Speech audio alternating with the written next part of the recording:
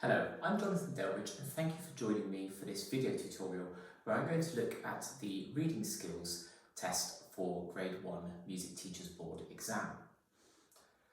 So the reading skills test involve clapping rhythms with a metronome. There are 6 tests for Grade 1 and each of them is at a different tempo. The metronome markings are on the sheet. In the exam, you've got the choice of either using the recorded metronome and spoken introductions provided by the Music Teachers Board on their website, or your teacher can take you through these and they can use their own metronome and introduce each test, counting them in. For each test, you get a bar of metronome and then you get a bar of counting in before you have to start clapping. So I'll demonstrate on number 1.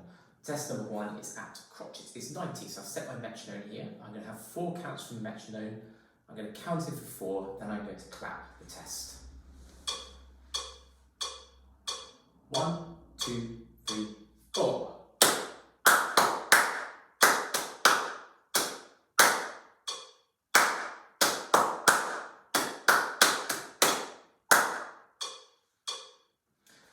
And so on through the other tests. The only slight change is when there are 2 beats at a bar, for example in test number 5 in Grade 1, where you hear 4 clicks from the metronome and then 2 beats of count, which gives you a little bit longer to feel the pulse there.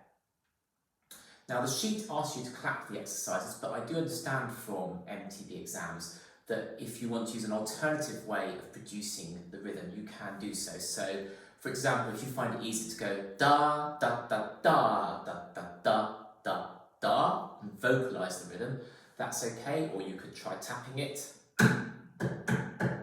or you could tap it on a small drum, anything like that. If you find that easier than clapping, that is okay, although the sheet does suggest clapping. There's also no reason why you shouldn't count out loud while you're doing these, and in a minute I'll talk about this in more detail, but I certainly would do that when practicing them. And if you find it helps in exam, then do so. 1, 2, 3, 4, 1, 2, 3, 4. As long as the examiner can clearly hear your clapping, then that is fine. If it helps you to keep in time, then do count out loud. Now the reading skills is only worth 7 marks in the exam, which isn't a lot out of the total of the exam. But these exercises are extremely useful in developing your sense of rhythm. They're going to help you so much with playing your pieces much more rhythmically, with a strong feeling of the pulse, and also help you keeping going in time with a beat, even if you should make a small slip, which is what we do in a performance. If you make a small mistake, but you're able to keep going and keep a sense of the pulse, most of the time the audience won't even notice what's happened, and you'll keep the flow of the music there. So I would really encourage you to spend time practicing these, even though they're not a big part of the exam in terms of the marks, because the more confident you are with these and with clapping rhythms in time with a metronome, the better mark you'll probably gain for the whole exam, because you'll be so much more rhythmical in playing your scales, your technical exercises, the duet if you choose that option, and of course all of your pieces as well. So practice these well in advance of the exam and do spend time going through them, because they will help you with so many other aspects of your playing. So what I'm going to do is I'm going to take exercise 1 of Grade 1 and I'm going to focus on this in a little bit more detail and give you some ideas of how to practice it. Now you'll be able to use these ideas on all the other tests set for Grade 1 and probably on others set for other exams as well. So hopefully you'll find these ideas useful. The first thing I'm going to suggest is when you look at the sheet, you can see the metronome beat underneath the notes that you have to clap. But if you find it helpful, you can also write the beat. So at the beginning of the bar, you'd write beat 1 above the first metronome beat, 2 on the second, 3, 4, start again, beginning of the next bar. If that helps you with following the rhythms and counting it aloud while clapping, then do so. Feel free to write those beats in. The second thing is, if you find it difficult to keep it the speed that the metronome suggests, then start at a slower speed. So number 1 is marked at 90. If I find I'm struggling with that, I could do it a bit slower at 70. Here we go. 3, 4.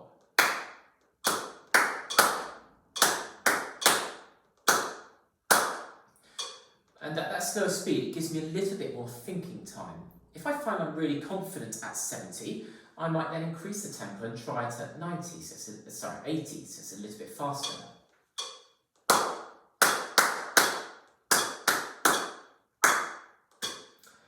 And so on until I eventually get to the speed required for the exam. That will be particularly useful in some of the tests that go at a faster tempo. So on the grade 1 tests, number 4 is the quickest one at 116. So practicing that slowly is going to be very, very useful. It can also be more difficult to keep in time with the metronome if the beats are quite a long way apart. So if I slow the metronome down to 60, each beat you'll hear is quite a long time apart. And that can be slightly harder to follow. So when I'm doing slow practice, what you might do is double that time to 120, and the metronome is then beating your quavers, your half counts. So you would have 8 clicks from the metronome in each bar. So I'll demonstrate on exercise 1. It's going to be beating 1 and 2 and 3 and 4 and 1 and 2 and 3 and 1 and 2 and 3 and 4. And at that speed, it's quite a slow speed, but with those more regular metronome beats, it's much easier to keep in time with. Then I could gradually speed it up, and probably when I get to about 140, I would go back to the metronome beating crotchets. So I'll put it back to 70. So it's starting at a slow tempo, gradually increasing that speed.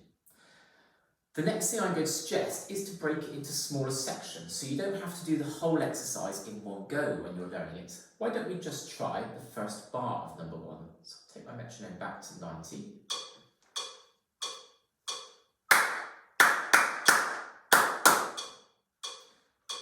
And so I can practice that bar until I feel really confident. Then I could try the next bar. Again. And when I feel happy with that, try the 2 bars together.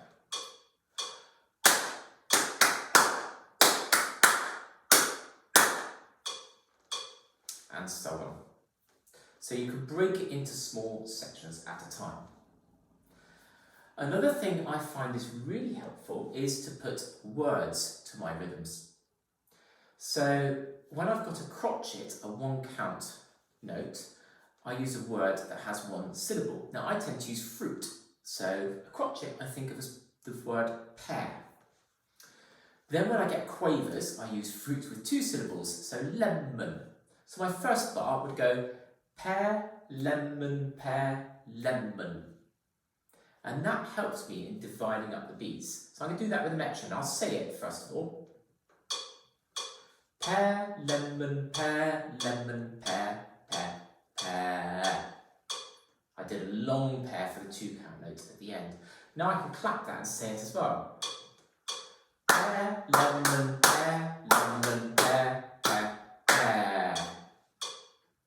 And in grade 1, you'll notice the rhythms are mostly crotchets and quavers. There are some minims and dotted minims. So you could use pears and lemons, or you can make up your own words, but with 1 and 2 syllables.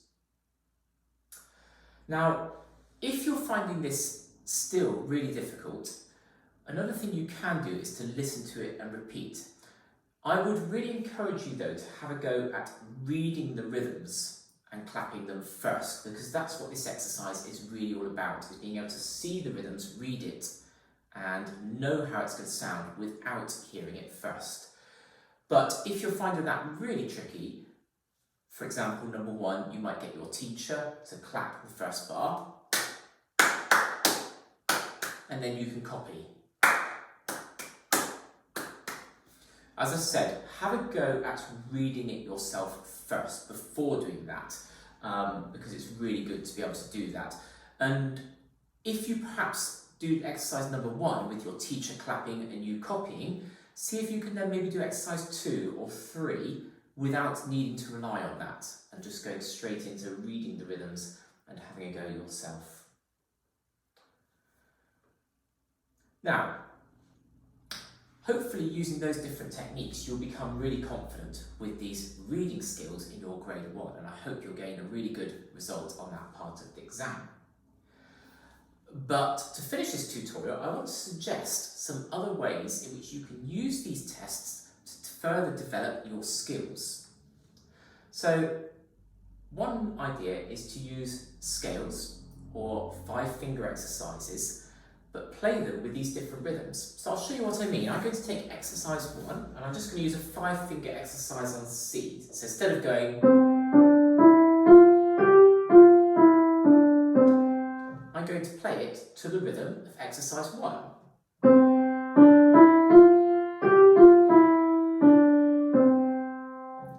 So I wouldn't have to do this in the exam, but I'm now adding pitch on to the rhythms that I see there. And I'm doing this on the piano. If you play another instrument, you can adapt these exercises for your instruments. I'll try that again with the metronome, but this time what I'm going to do is use a C major scale pattern. Here we go.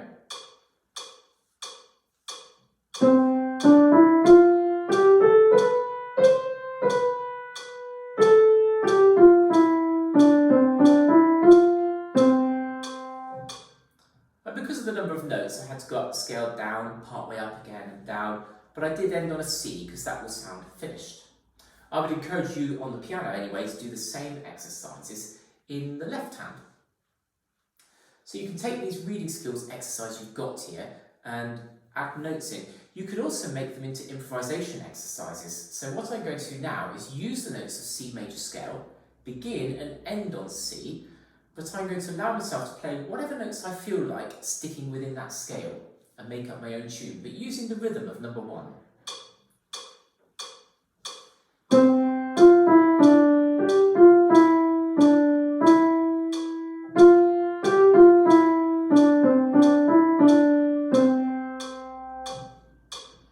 So have some fun with these and try ideas like that as a kind of extension of what you need to do for the exam.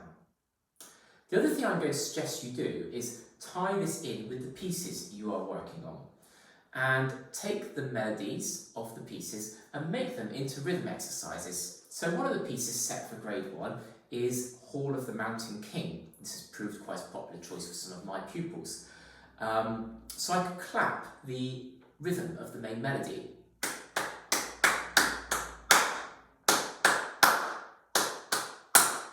I could do that with the metronome. Let's see what speed we might want to be at for that. Here we go. And.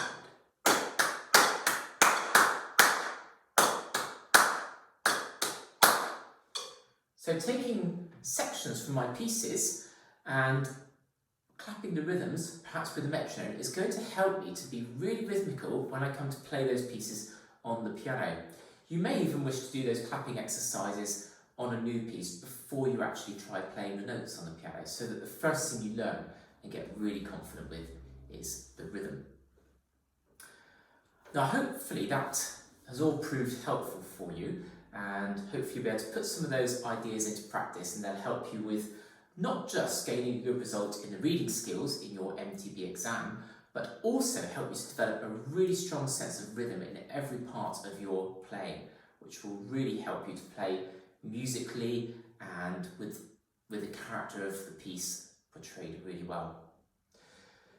If you find that helpful, do feel free to subscribe to me on patreon.com/Jonathan Delbridge Music, where I've got lots and lots of video tutorials up there, articles and all sorts of material that you can access. So do have a look, check that out. I'll put the link in the description below. Thank you for watching, and feel free to leave any comments or questions you've got below, and I shall look forward to reading those and responding to them later.